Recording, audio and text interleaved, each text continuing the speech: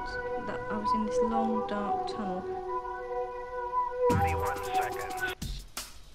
Welcome back. What is good, everybody? I'm Fox at FOXY Games UK, your regular aggregate source of the latest game news, rumour and video game discussion.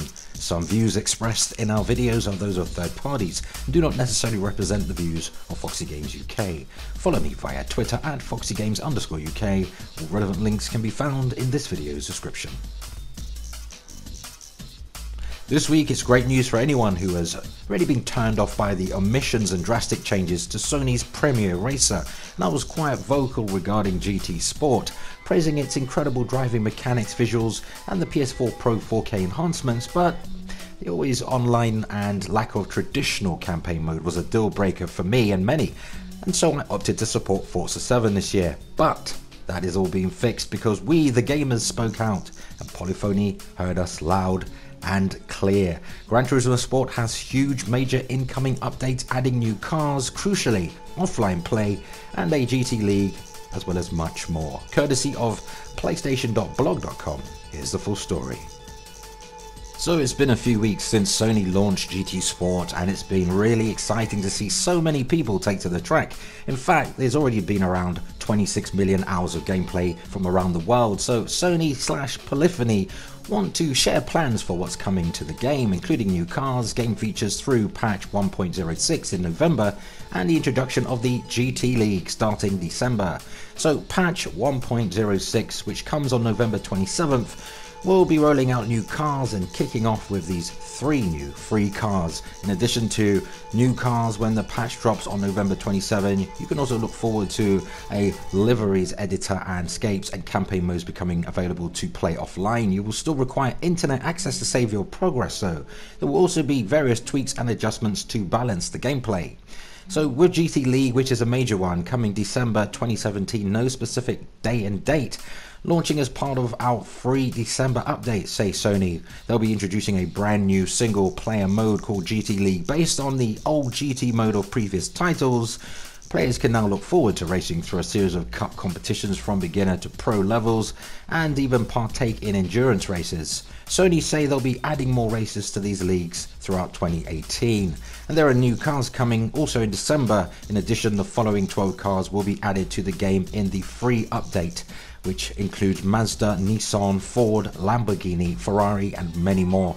From now till March 2018, a total approximate figure of 50 cars are planned for addition to the game, and the updates will continue beyond March. You can of course look forward to the addition of new tracks as well, so Sony asks you to stay tuned. Be sure to stay tuned to official GT and PlayStation channels, as there are plenty more updates to come from Team Polyphony. So what do you think now these changes are coming into place? Should have been here day one, to be honest. It feels a little bit like Street Fighter 5 scenario with Capcom having to wait on these modes, but let us know in the comments. In other news, the end of net neutrality could have serious ramifications for online gaming and gaming in general. Here's the full story courtesy of GameRevolution.com. So after learning what FCC Chairman Ajit Pai has planned for December's vote on Title II protections concerning internet service providers, we should all be just a little concerned. The entire games industry has become heavily dependent on the internet. From digital marketplaces to patches to online play, being a gamer depends on unfettered and unlimited access to the web. Now, Pai's new plan basically undermines all the work that went into finally bringing internet service providers under Title II, which ensures we receive service without preferential treatment for specific entities. Now, according to Pai, it should be the Federal Trade Commission's job to prevent unfair business practices by ISPs, but we've already seen that fail in years before Title II protections came into effect. Now, in many, if not most areas of the United States, customers only have one or sometimes two choices for internet. Most are effectively locked into a monopoly because the FTC seems to think that this gives users enough choice. If your ISP is engaging in unfair business practices, then you just have to deal with it under Pai's plan. Now, the Verizon and Comcast networks have applauded the return to a light touch regulatory framework and claimed that the FCC's net neutrality measures were stifling innovation. While you can bet some new innovations will affect gamers after Title II is gone. Before ISPs beat around the bush with throttling connections and preferentially treating their companies that pay them.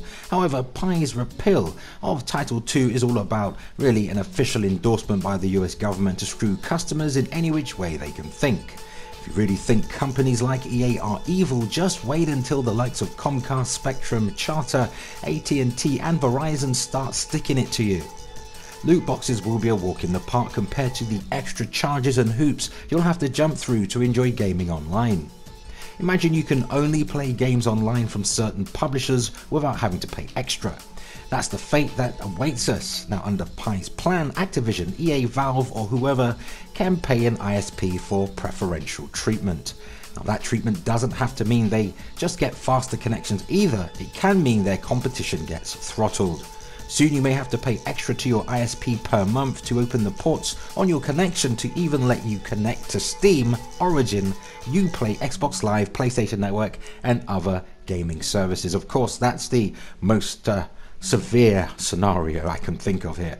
Now you might have to deal with a gaming traffic allotment, you have to refill with cash. For those that were on the internet in the 90s, this might be familiar. Remember when you had to pay for dial-up by the hour? We could be heading back to that same concept.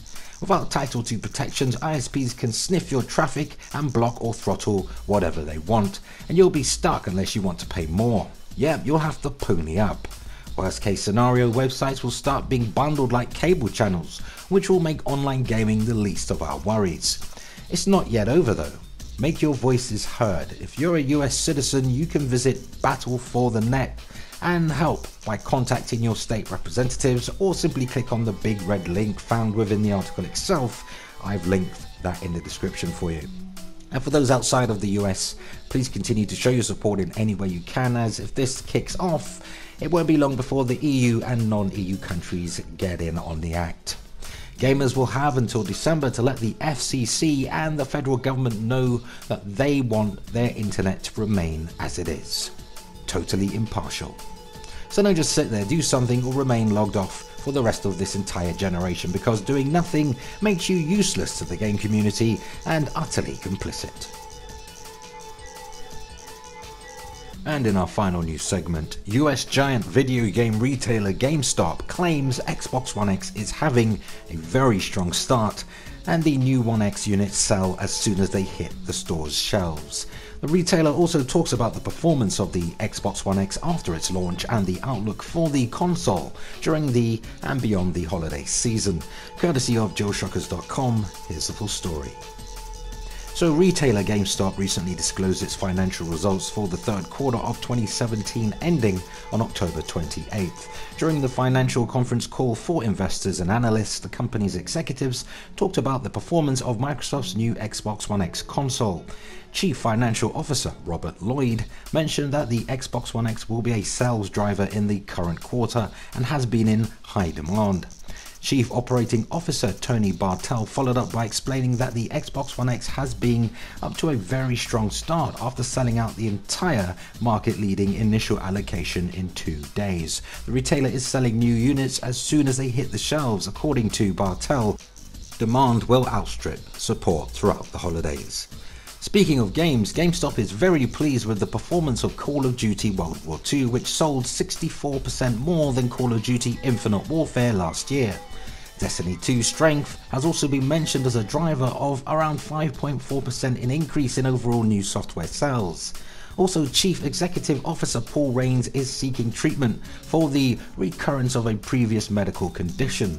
Raines underwent surgery back in 2014 to remove a small cancerous tumour from his brain. His post will be temporarily covered by co-founder Daniel DiMatteo as interim CEO, who accompanied the announcement with a statement, and here's a quote. "We continue to send our best wishes and strong support to Paul and his family. The board of directors has tremendous confidence in GameStop's executives and the management team's ability to effectively run the business with the board's support."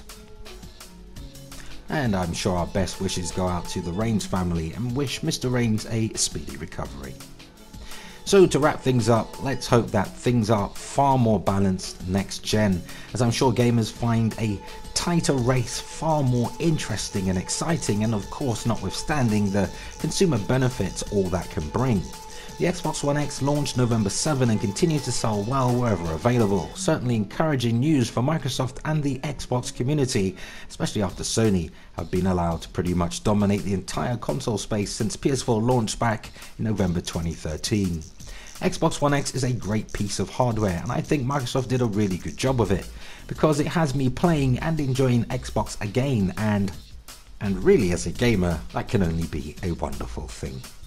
So, has the release of the Xbox One X renewed your faith in the brand? Are you looking forward to the new Xbox IP reportedly in the works? Why not share your thoughts on the subject? And remember, you don't have to choose, you don't have to pick a side. It is okay to have a preference, yes, but don't give in to pressure that you're either with us or with them. Please don't follow the hardcore imbeciles of the game community, whatever you do. And that brings us to the end of another video. Let's continue the discussion though. Share your thoughts on all of today's news stories in the video comments. For more PS4, Switch and Xbox news, subscribe to FOXY Games UK. And as usual, if you found any of the information in this video at all useful, go ahead and hit the like button and help us reach more like-minded gamers just by sharing this video. You can help the FOXY Games UK channel grow via Patreon. We offer just a one-tier $1 pledge, and you can find the link in the video's description. Thanks for all and any support. And there we have it. Until next time, remember, play games, not corporations. Thanks for watching, everybody.